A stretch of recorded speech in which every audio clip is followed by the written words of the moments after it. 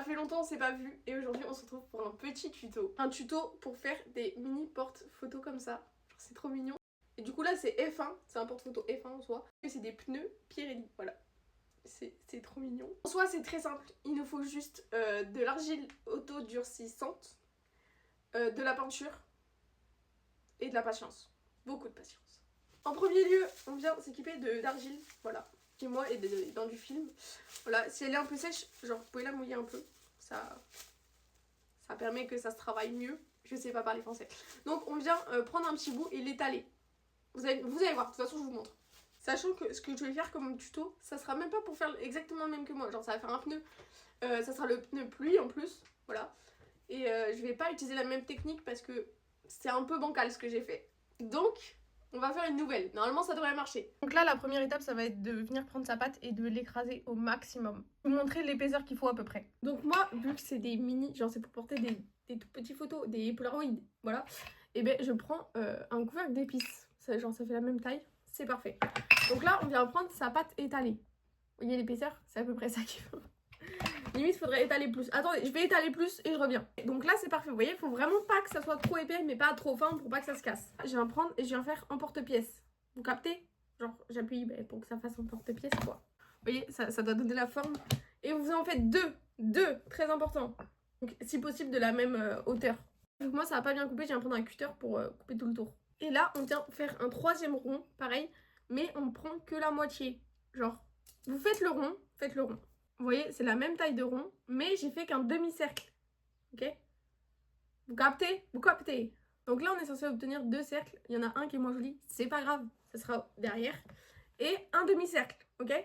Une fois que c'est fait, une fois que vous avez tout ça, vous venez prendre un cercle et le demi-cercle. Vous venez faire des genres de petites rayures du côté pas beau du cercle. Ok? Pour que ça accroche mieux. Mais que de la moitié du cercle. Vous voyez? Genre, que la moitié. Là, on vient faire plein de rayures. Et on vient faire pareil sur une moitié du demi-cercle. Là, on vient faire un petit mélange avec un tout petit peu d'argile et on vient rajouter de l'eau. Et là, on va créer la colle pour coller les deux en fait. Ensuite, on vient appliquer genre la colle ici et sur l'autre partie. Ça doit pas être trop liquide. Hein. Il faut pas que ça soit trop solide non plus. Ouais, démerdez-vous parce que même moi, je sais pas trop. Et de toute façon, s'il est moche, votre demi-cercle, c'est pas grave parce qu'on le verra pas. Une fois que c'est bon, du coup, vous allez en avoir partout. Hein. Faut pas que vous soyez très chic. Vous voyez, vous mettez pas le maillot du rose pour ça. Vous voyez, et vous venez coller les deux ensemble.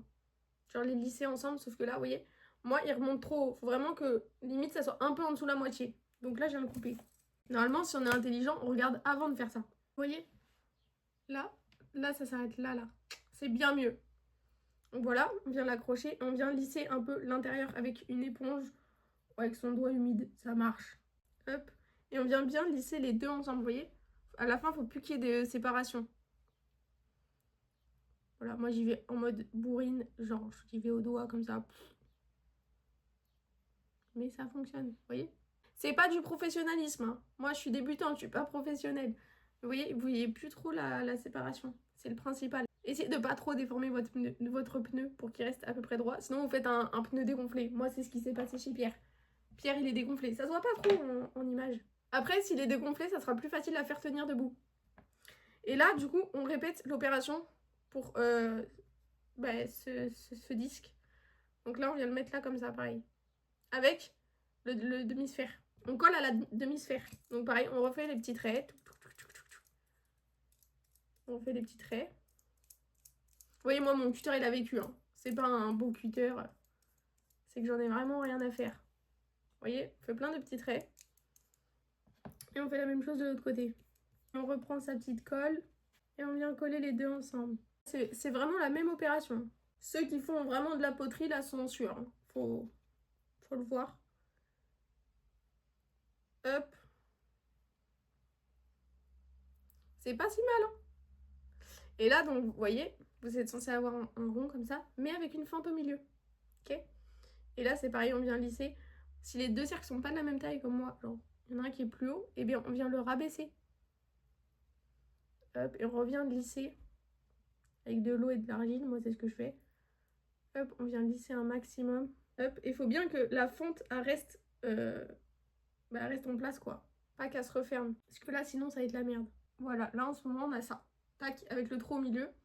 C'est parfait. Et moi je viens prendre une carte de basket pour voir si ça tient. Voilà, ça tient. Là on est ok. Et là avec la canicule ça va nous aider parce qu'on va venir le mettre à sécher à l'extérieur. Pour que ça sèche plus vite. Parce qu'il fait plus chaud à l'extérieur qu'à l'intérieur. Normalement. À moins que vous le fassiez en hiver. Et là, ben, faites sécher chez vous. Enfin, vous captez quoi. Essayez de les mettre debout. C'est mieux. Range bien l'autre argile pour pas qu'elle sèche. Moi ça fait plus d'1 an que je l'ai elle. Elle est toujours en vie. Je capte pas, mais tant mieux. Et je sais qu'on va me demander pour les Polaroid où c'est que je les imprime. Oula. Où c'est que je les imprime. J'ai la petite imprimante comme ça, Instax. Instax.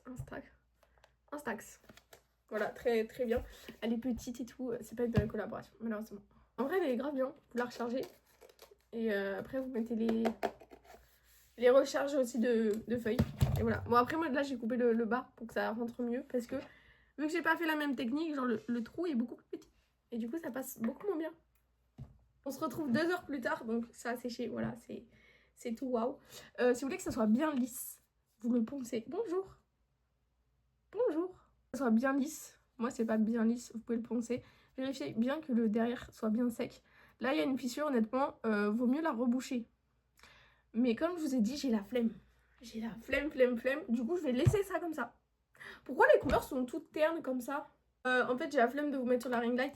Mais bref, voilà, vraiment, ça donne ça. Là, on vient peindre en noir. Voilà. Moi, je vais prendre un marqueur. Vous pouvez prendre de la peinture. Ça marche très bien. Si on teste avec Pierre, vous voyez, ça rentre parfaitement. C'est fantastique! Pierre rentre, mais parfaitement. J'aurais même pas besoin de couper. Voilà, faut venir peindre. C'est un des moments qui est relou. On peint et on laisse sécher. J'ai choisi une petite photo de Daniel. Regardez-moi, ça va sortir. Voilà, après on l'éteint. Putain, je suis en train de foutre de la peinture partout dessus. Merde, regardez, elle est devenue noire. On va attendre, elle va s'afficher tranquillement.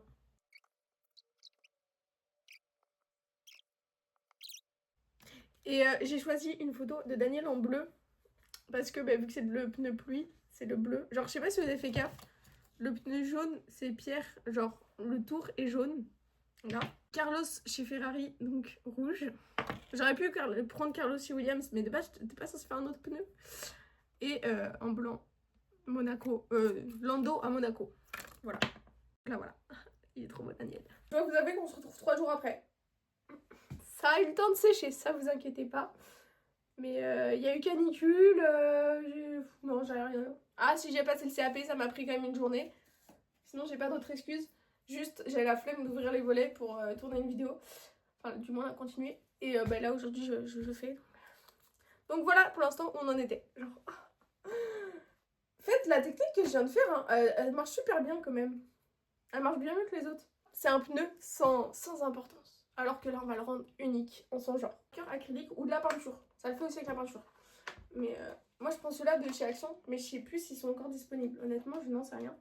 Je viens prendre un gris clair. Vous voyez, vous prenez votre pneu, prenez un gris clair. Et vous venez. Parce que feutre normal, je pense pas que ça se verra. Alors que feutre acrylique et feutre alcool, je pense pas que ça se voit non plus. Vous prenez la face la plus belle. Faut faire attention à ça. Et là, on vient faire un centre. On vient faire un rond au centre. Je sais plus parler. Ok. Vous voyez, là, il est trop petit. Non, vaut mieux le faire trop petit et petit à petit, on élargit. Petit à petit, l'oiseau fait son nid. Attention à ne pas enlever la peinture. Parce que là, c'est ce que j'étais en train de faire, donc il faut faire gaffe à ne pas l'enlever. Là, je pense qu'on est pas mal. Voilà, on a un petit truc gris au milieu, c'est parfait. Si c'est pas parfait, est-ce que c'est grave? Non. On va prendre genre un stylo gel comme ça fonctionne. Sinon, vous prenez un marqueur de la même boîte, ça fonctionne aussi. On vient marquer Pirelli sur le haut, là où il y a la fente. On vient marquer Pirelli. Avec le grand P, vous prenez le logo sous les yeux. Donc, au final, j'ai pris le même marqueur que dans la boîte. Voilà, j'ai écrit Pirelli et Cinturato. Je sais pas c'est ce qu'il y a écrit sur le pneu, mais sur l'image, c'est ce que je lisais. Ouais, est-ce que je suis dyslexique? Je pense pas.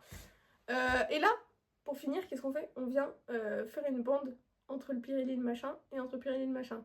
Vous avez capté? J'espère. Waouh! Au pire, pour cette étape, prenez sur internet une image de ce que vous voulez, soft, hard, medium, pluie. Vous mettez pneu, F1, non, ça vous le donne. Voilà, moi ce que ça donne. Le Pirelli est un peu mal fait, à chaque fois c'est ce qui me pose défaut. Comme quoi, sur le Pierre il est plutôt bien fait, le petit Pirelli. Mais voilà, il est incroyable. Et là, du coup, on vient juste glisser la petite photo. Merde, oula, attendez. Oh, je l'ai pas bien fait droit. Oh, ça gâche un peu tout. Et voilà, la petite photo de Daniel. Bon, attendez, il y a la ring light là qui fait chier. Et oui, tout de suite, il y a moins de lumière. Et voilà ce que ça donne. En vrai, c'est trop mignon. C'est trop mimes.